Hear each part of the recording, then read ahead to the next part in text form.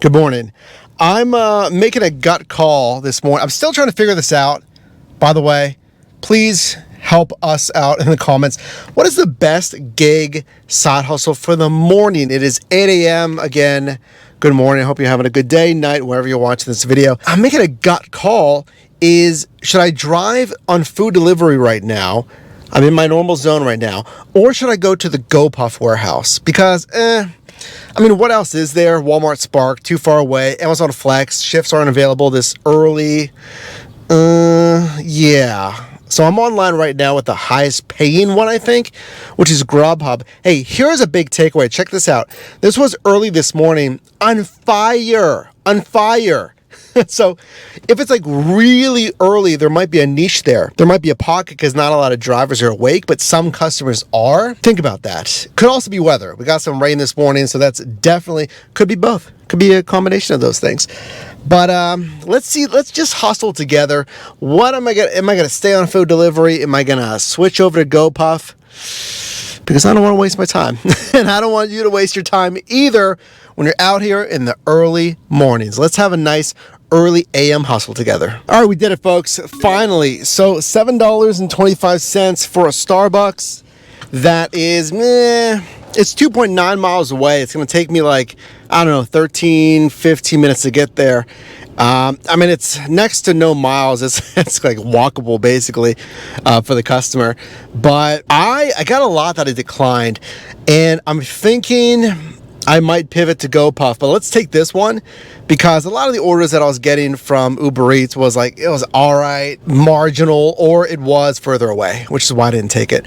So this one at least keeps me, even though it's 12, 15 minutes away, it keeps me in a busy zone. So I'm okay with it. Let's do this. Hey, do you see this order for corned beef and pastrami delicatessens?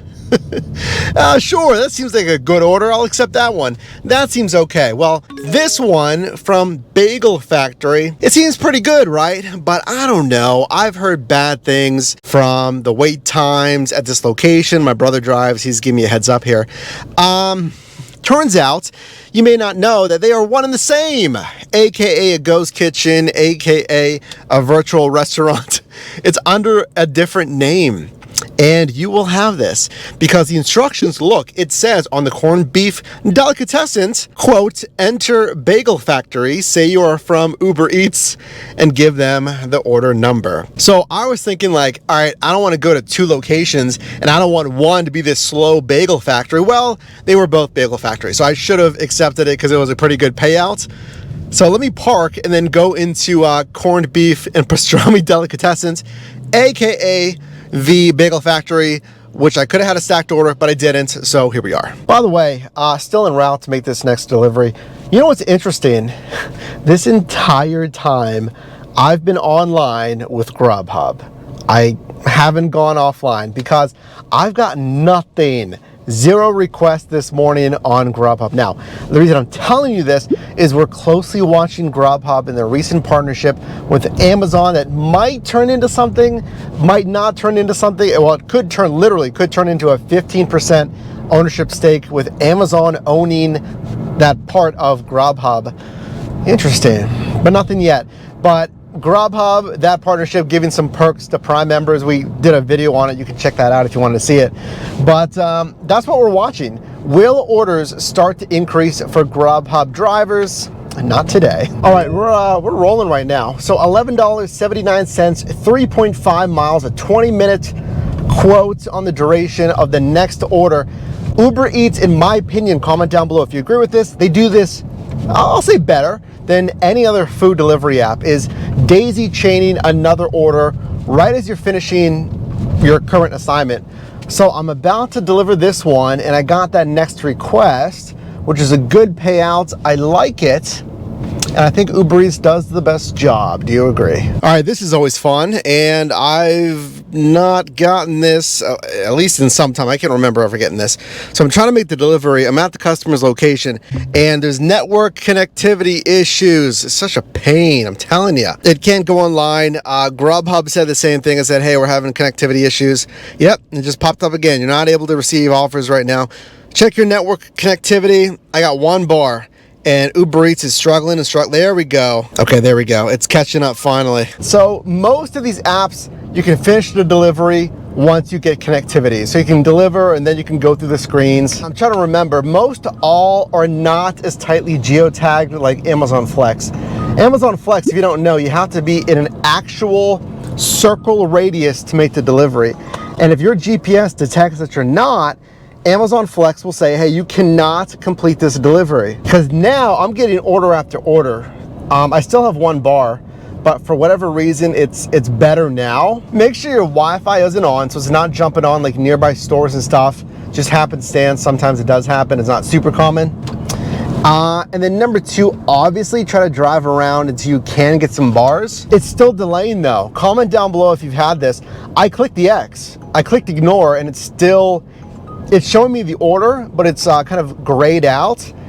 The X is grayed out, but again, it's still beeping. It's still showing me the screen and not the main home online screen. See, now it goes after the whole thing's timed out. It shouldn't be like that.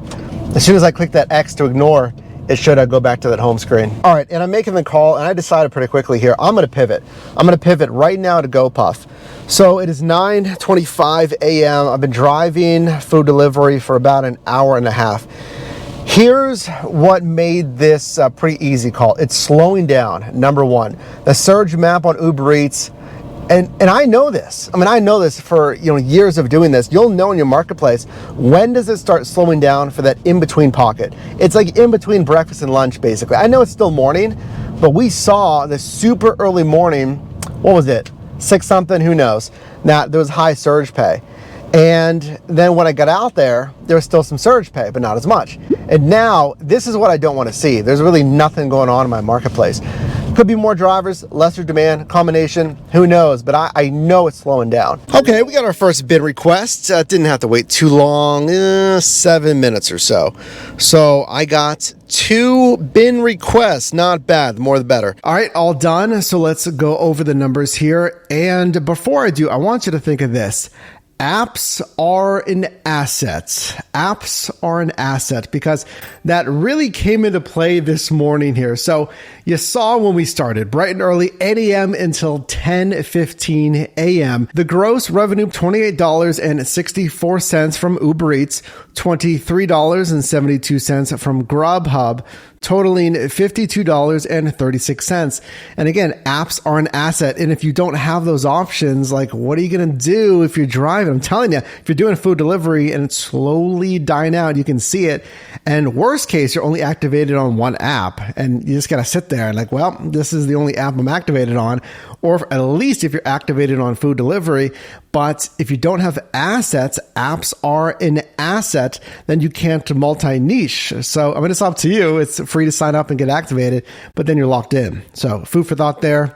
Food delivery pun. Sorry, let's move on. So gross revenue per hour, that equates to $23.27. It's a good move. I mean, this was a good multi-niche shift. It was a good decision to make the pivot there when we did. Deliveries completed 6. I did receive 6 tips as well with a kind of on par average tip here, $4.31. The business miles at 20.1. That's a payouts per mile, $2.60. That is strong. And that gives me a tax deduction of $12.56. So if you got value in this video, can you drop a like? It does help out the video and the channel. And you can also click or tap the screen here for my newest video, as well as a video recommended for you. And I'll see you in the next one.